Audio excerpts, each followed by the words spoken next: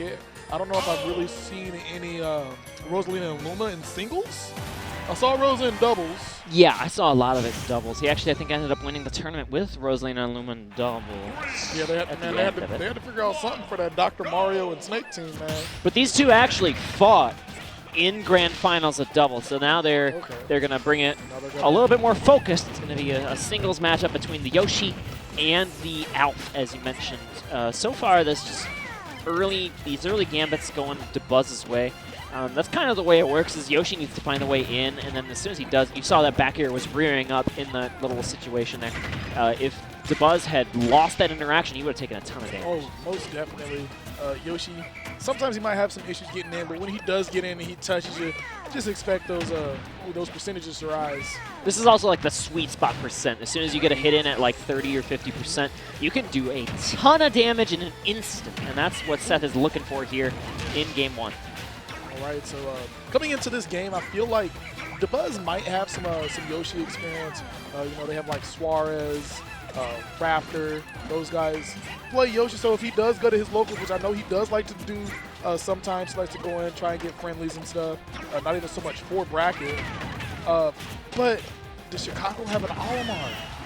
No, we're kind of lacking in the Olimar experience. Because it was Green Beast before, right? It was Green Beast, and actually Ethan Foe was playing Olimar for a little bit. Yeah. He ended up dropping Olimar after that patch that made his shield a bug, right? Remember that bug shield? Wow, that killed! Dang. Dabuz was under the stage, and that killed Yoshi. All right, so right now we have Seth doing a solid job on Olimar. Trying to take advantage of my man's off stage, but not able to get the kill that he wants here.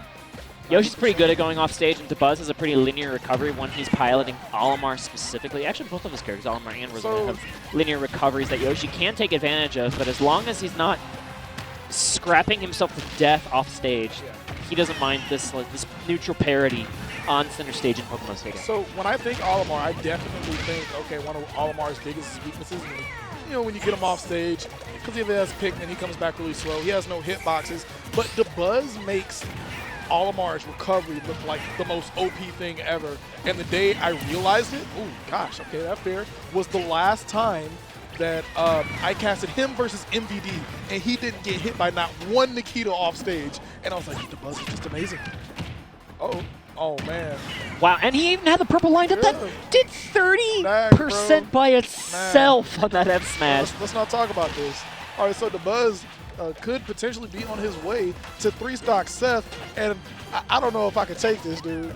It's the first day of Black History Month. You can't do my man. You can't do my man Mick Boogie Woogie like this on February 1st. Actually. Man, incoming twit longer. I'm not allowed to comment on that. So I'm just not.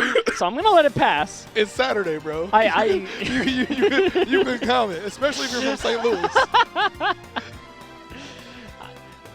Still just gonna let it pass. It's fine. This is fine. So Seth here finds himself down a game. He kind of took a battering and a bruising in that one. I mentioned it. I mentioned it a couple of times when I've been commentating Dabuz sets over the course of the day, that I think is going to be a question of how many games total Dabuz loses at this tournament. That's because I've been a Dabuz fanboy for a long time. Even though I am also a Seth fanboy for a very long time. True, Seth kicked the snot out of me at the very first tournament he ever went to in Chicago, and I have been living with that ever since. Although he's one of the best players in the series, so obviously he's going to keep it up. And we'll have to see if he can scrap a game here against Dabuz. But Dabuz is just so good. He's been a consensus top 10 player for 3 games running now. And it's going to be a tall order, even for someone of Seth's caliber, to take a game. So let's see. We're going to Lilat. Lilat is one of Yoshi's best stages. The tri-plat layout is so easy to pressure here for Yoshi.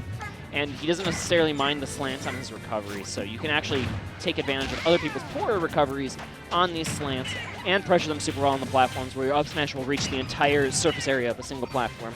Plenty of other ways you can pressure them as well. Yoshi's kind of like, you know what, I don't care about my up B snap and ledge. I don't really have an up B recovery, guys. Yeah, it's like I got to mix it up anyway, so now everyone has to mix it up too. To the up air, we got an air off stage. See if we get a trap going on. Buzz gonna toss Seth off the stage. Using those And eggs to get in. that angle actually does mess with the egg trajectory when you do those just normal egg throws from the grounded position. You can actually get one to skate on these slants just straight across the entire platform where they don't bounce even a little bit, and it can be super disruptive. I mean, it could work in his favor if you just want to use that egg to try to inch your way back into mid-stage. Oh, gosh. That's not a trade you want to take here if you're a fan of Seth, because it's... Not about that, And wow, that actually caught. I feel like the active hitbox of that purple or that yellow Pikmin extended because it was of the slant, right? That Pikmin won't stop being active when it until it hits the ground, right? So it just stayed active for so long that Seth didn't expect it. That yellow Pikmin actually just does whatever it wants. It's a good move. Oh, most definitely. All right, so we have Seth here. He's got the buzz and kill percent here. Keeps getting him off stage, but he's just not able to pick the right option to kill the buzz. Saw there in that last game, he would go off stage, the buzz was able to evade him, and then even if he just sets up on stage, he's not getting the trap that he needs. Back air, still not taking the stock. Great DI from Dabuz to stay alive on that back air.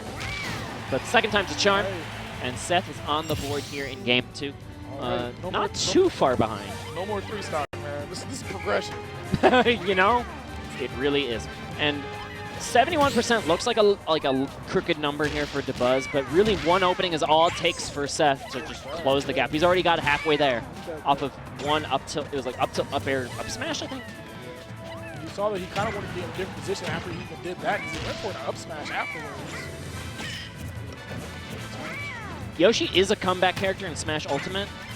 Not necessarily like a Donkey Kong in Smash 4 or like a Grappler in Smash 4 comeback character where you get kills in 50, but he can reset into last stock, last hit situations super easily when he's behind in these percents. So it was very interesting. You said in Smash Ultimate, and I was like, what changed from Smash 4 to this game that makes him more of a comeback character? Well, he just couldn't kill in Smash 4. Like he lacked kill power so much, and in this game he has a little bit more of it, and he has more safe kill power, but that was not a very safe cross-up on the back air.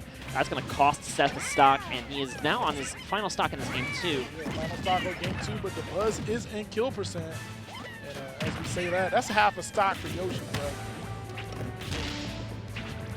Oh, wow, there are 2 yellow Pikmin on Seth's person at that time. That added up to actually a ton of damage. Okay, yeah, he's going to get rid of that poison Pikmin, but as he was getting rid of the poison Pikmin, that left him open to get punished by the buzz.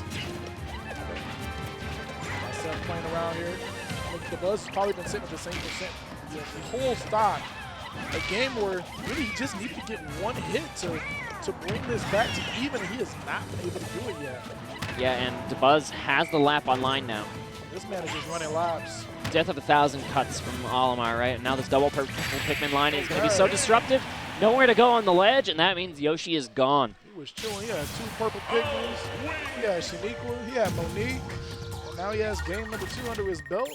The buzz looking unscathed. Like this man is not worried at all. The entourage got the job done, dude.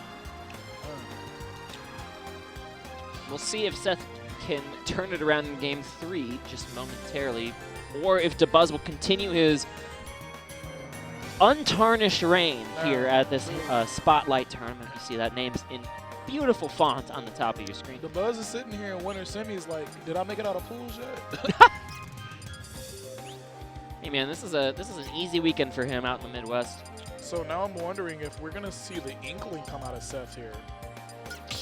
He went to Final Destination. I think that Seth moused over Yoshi's story, but Yoshi's story is interesting stage. Like if you didn't win on Battlefield, you're probably not going to win on Yoshi's story. That's kind of my opinion on it. And Yoshi plays pretty agnostically on both of those high platform tri-plat stages.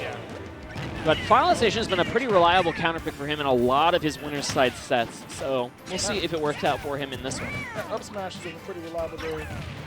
Oh my gosh. The damage is piling up here. Yoshi already sitting at 75. Seth striking back. Trying to cut into this lead here. But the Dabuz is making Olimar look like the most aggro character ever in Smash. Already at 114. My man's is just putting in the work. He said, I don't care what month it is. He said he's mine. Oh, back air. He's looking at 32%. This is looking a little more like game 1 than game 2. Yeah, he got stuck at the ledge for just so long. There was nowhere to go. And now Dabuz continuing his onslaught with these Pikmin. That armor saved the bacon of this Yoshi player. He definitely would have died at 85% after the hit from the spike from Olimar's purple. That looked pretty pesky there for Seth trying to get that free Pikmin off. Back in.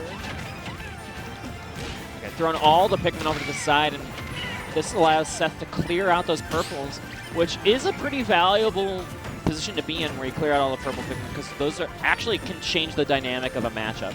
But then you got trapped at the ledge, and there's an up throw with the blue Pikmin, the most reliable kill throw out of any of the Pikmin combinations to seal the deal. And like you said, this is a little bit more closer to game 1 than it was game 2. I think Seth is like, you know what, I'm down 2 games. We'll just go ahead and stick to my guns with Yoshi. Seth, this man is so good. He's probably thinking, I'm going to say that England for the next time we beat up, bro. Go up there, hit. Dash attack, crossing up shield. A bit more safe than I expected it to be. Seth just really trying to get these Pikmin out of here. And without the platform, as soon as he commits to that double jump, that just means that Olimar can get in a free hit. And that free hit might not mean a lot when like the stocks are in parity, but you're down 3 stocks to 1. Those free hits are going to be kind of important. But okay, you got the fair. That's a start. Everybody gets one, man. Yeah, your day. Except game 1, where you got 0. Oh no! Right past that down tilt, makes it back into the middle of the stage. Seth. Oh, wow, okay. 0 right out of the egg. Yeah, so you get some invulnerability out of the egg. That's been the case for a very long time. And it helps just deal with some of those confirms that would otherwise be the case. But you know what? Confirmed this. Yellow up smash off of spot dodge. I didn't know that you were invulnerable when you came out the egg. Yeah, you have like in previous games it was 7 frames. I think it's less in this one, like 5